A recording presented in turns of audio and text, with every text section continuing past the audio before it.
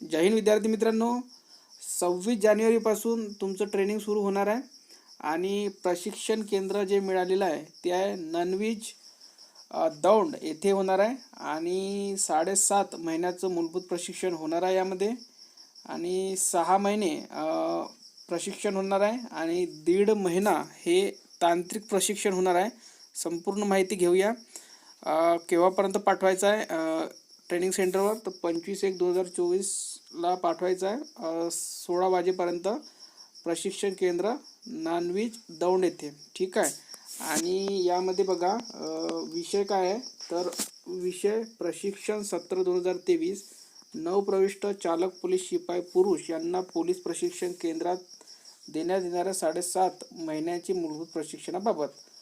खालील नमूद पोलीस घटकातील सन 2021 मध्ये चालक पोलीस शिपाईपदी नियुक्त झालेल्या एकूण 437, आता बघा 437 नवप्रविष्ट पुरुष चालक पोलीस शिपाई यांना 7.5 महिन्याचे मूलभूत प्रशिक्षण देण्यात येत आहे.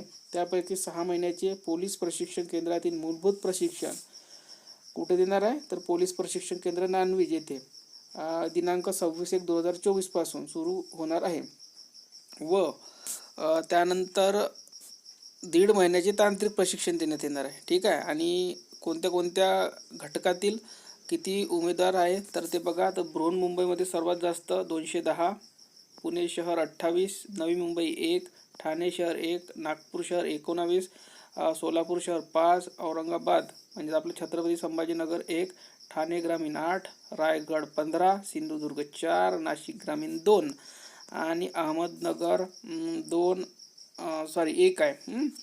पुणे ग्रामीण 31, सोलापूर 5, सांगली 3, लातूर 4, नागपूर ग्रामीण 6, भंडारा 11 आणि चंद्रपूर 7.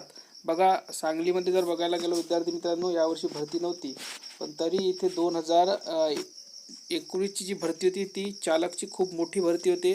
मला वाटते 100च्या वर का 70च्या वर काहीतरी जागा अशा होत्या. तर चालकच्या जवळपास 70च्या वर जागा होते इथे आणि शिपायाच्या 105 का काहीतरी जागा होते इथे. तर बघा, इथला अजूनपर्यंत 3 उमेदवार हे बाकीच होते ट्रेनिंगसाठी.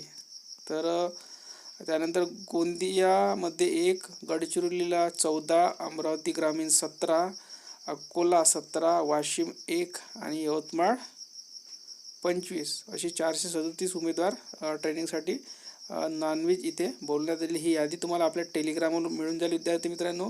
लिंक या व्हिडिओच्या खाली डिस्क्रिप्शन बॉक्समध्ये देण्यात आलेली आहे. सर्वांनी व्हिडिओ शेअर करा, लाईक करा आणि चॅनलला सबस्क्राईब करून घ्या.